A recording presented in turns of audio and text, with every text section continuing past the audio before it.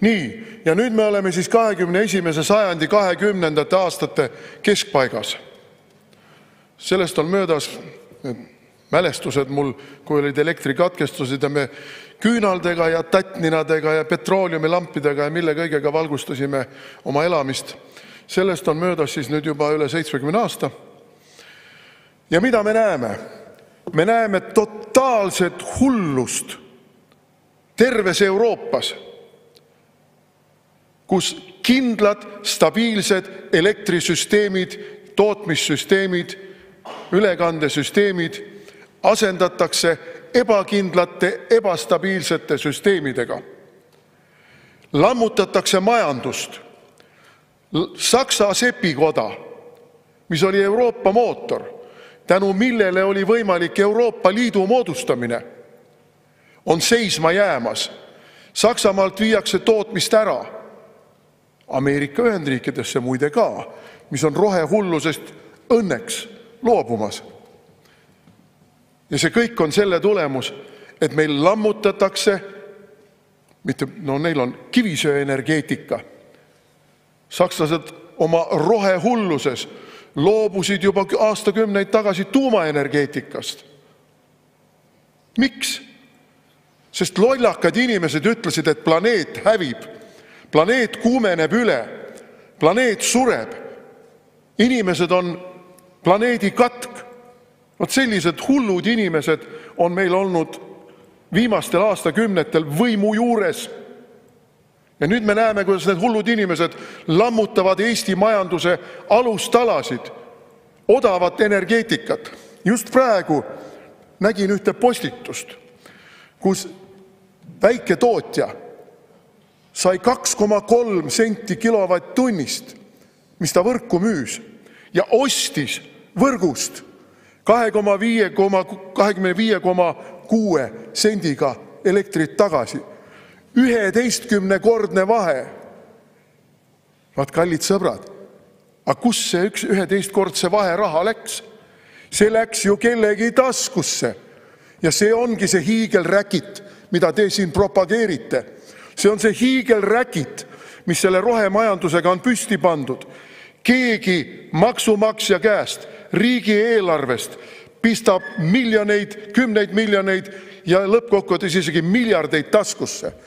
Tuuleparkidega, päikeseparkidega, ülekandetasudega, aktsiisidega, ma ei tea veel mis rahadega. See, sõbrad, on Eesti majanduse hävitamine. Ja nüüd me jõuame, paluks lisaaega. 3 minutit lisaaega, palun. Ja nüüd me jõuame selleni, et paremäärmuslasi on süüdistatud ühiskonna lõhestamises ja ma ei tea veel milles kõiges. Aga kui me vaatame nüüd, mis juhtus praegu Pürenee poolsaarel ühe ainsa päevase elektrikatkestusega, inimesed läksid üksteisele kõri kallale vee pärast, ma ei tea mille kõige pärast, toidu pärast, poejärjekordade pärast, ühe ainsa päevase katkestusega. Aga kujutage ette, et meil kukubki see võrk kokku. Täielikult kukub kokku kogu selle hulluse tulemusena ja mitte ühepäevased katkestused ei ole, vaid on nädalate pikkused katkestused. Mis siis juhtub? Praegu on öeldud, et Hispaanias ainuüksi selle ühepäevase elektrikatkestuse kahjude kompenseerimise hind oli 400 miljonit eurot. Suhteliselt väike summa muidugi sellise suhteliselt suure riigi kohta nagu Hispaania, aga ikkagi see ühepäevane katkestus, 400 miljonit korstnasse. Pluss kõik need sotsiaalsed kahjud. Et kallid sõbrad, see eelnõu, mida te meile siin müüte, kui midagi seesugust, mis peab olema meile garantiiks selle eest, et meil taolisi rumalusi ei juhtuks, tegelikult seda ei garanteeri. Tegelikult uhab see riigieelarvest veel rohkem raha nendele, kes on selle räkiti kasusaajad.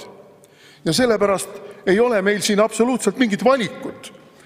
Meie, kes me oleme valitud siia rahvasaadikuteks, esindama oma valijaid, peame sellele vastu seisma. Peame seda räkitit paljastama.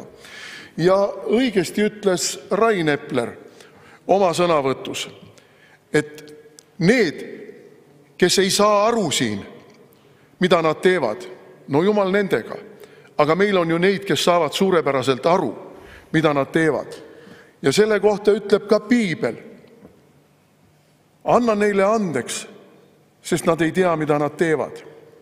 Aga need, kes teavad, et nad patustavad topelt.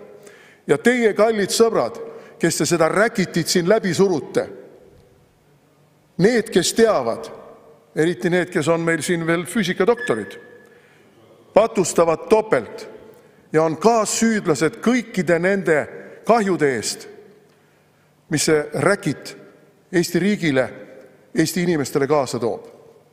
Aitäh!